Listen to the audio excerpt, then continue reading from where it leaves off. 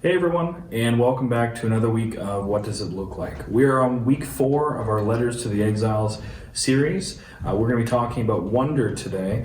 And if you want to, and now Letters to the Exiles is this incredible small group series that you should totally check out. Their website will be linked in the description below this video. And I'm just so thankful for Evan and his team for providing such an awesome opportunity for us to learn what it looks like to be Christians in our world today. So today we're talking about wonder. And last week, if you didn't get that video, we talked about order and what it looked like in the context of our world. Because in a fallen world, the idea that our choices, our work, and our lives have purpose is often difficult for us to understand. It's hard to see that we are meant to bless others in our city. It's foreign to our minds. And so if you didn't get the opportunity to check that video out, I highly recommend you do after this one. So today, the economy of wonder. Let me begin by asking you, have you ever felt like everything in your life is all about you? You know, your Facebook, your Twitter, your Snapchat, your TikTok, your Instagram, all your social media, your TV, everything you do is all about you. How does it make you feel? If you're like me, it probably made you feel good at first. Because I grew up in the era where we started with MySpace, and then we went to MSN Messenger. We saw the birth of Facebook and Twitter and all the other social media that would come out. And for a long time, it was really good. But the thing is, it began to change how we viewed ourselves and our value.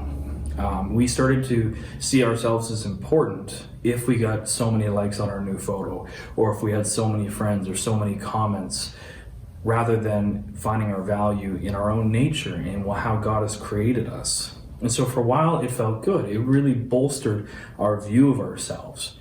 But eventually it began to feel hollow and worthless and just a comparison game. And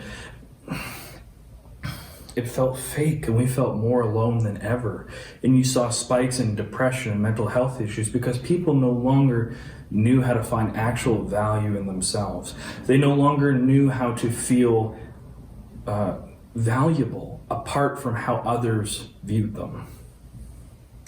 So listen to this poem. Beauty is the word that shall be our first.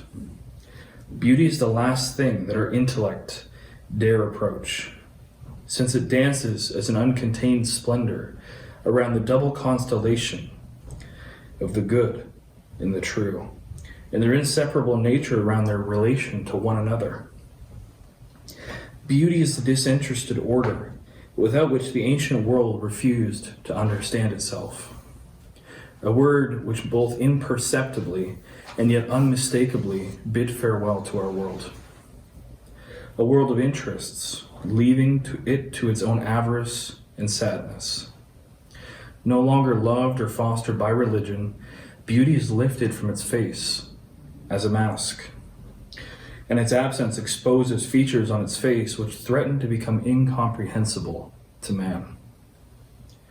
We no longer dare to believe in beauty and make it a mere appearance in order to easily dispose of it. And our situation today shows that beauty demands for itself at least as much courage and decision as do truth and goodness. And she will not allow herself to be separated and banned from her two sisters without an act of mysterious vengeance. We can be sure whoever sneers at her name as if it were an ornament or a bourgeois past, whether he admits it or not, can no longer pray, and soon will be no longer able to love. The poet here is making many points about our modern world, but ultimately he is talking about the importance of wonder and beauty. In our culture, we almost never give ourselves the opportunity and the time to appreciate things for what they are on their own terms. Instead, we want to give everything a practical use. Everything we look at, we want to give a function, something we can make out of it, something we can use it for, rather than just appreciating it for what it is. Let's look at an example here, winemaking. It takes knowledge of soil and climate, when to pick the grape, when not to pick the grape. All these things lead to making a good wine. It's more than just understanding the recipe. It's understanding the nature of the grape, understanding the nature of the whole process. And so what we need to do, not only as Christians, but as people in general, is to learn to appreciate things, to understand and have knowledge inform wisdom. And so wonder is to wisdom what flavor is to cooking or to winemaking. If you look at Genesis, as God is creating all things, he follows it up with the affirmation of the good that he has done. That should be our response too, to actually appreciate the things that are around us, that he has created for us. After all, the scriptures say to taste and see that he is good, not just to understand it. And if we neglect that, we miss a fundamental part of our mission in this world. We see that this from a word that is used hundreds of times in the scripture. Behold. Behold our God. Behold his creation.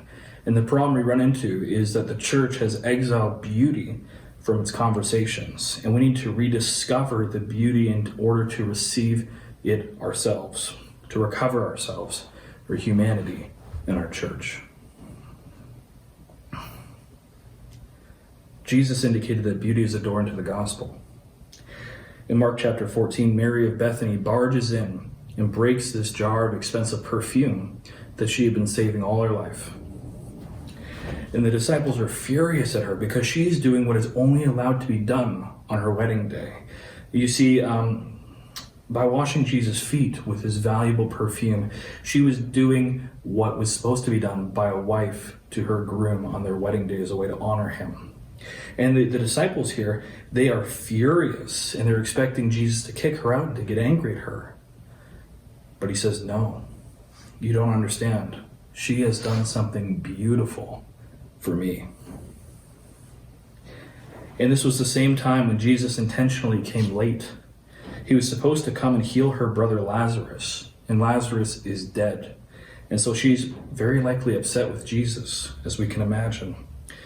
But Jesus' answer to Mary was his tears. Jesus wept. And when Jesus wept, it was this gratuitous, useless beauty. And she knew that, and she thought about what she could do to respond to this.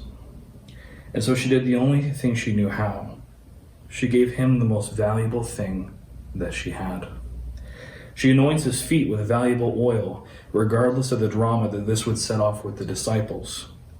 But what she knew is that Jesus was going to suffer, and this was the only thing that she could do for him. And what she did was beautiful and affirmable because it's useless, because it was a waste. And God demands so much more from you and I than this transactional nature that we have. We can't buy his love. We can't buy anything.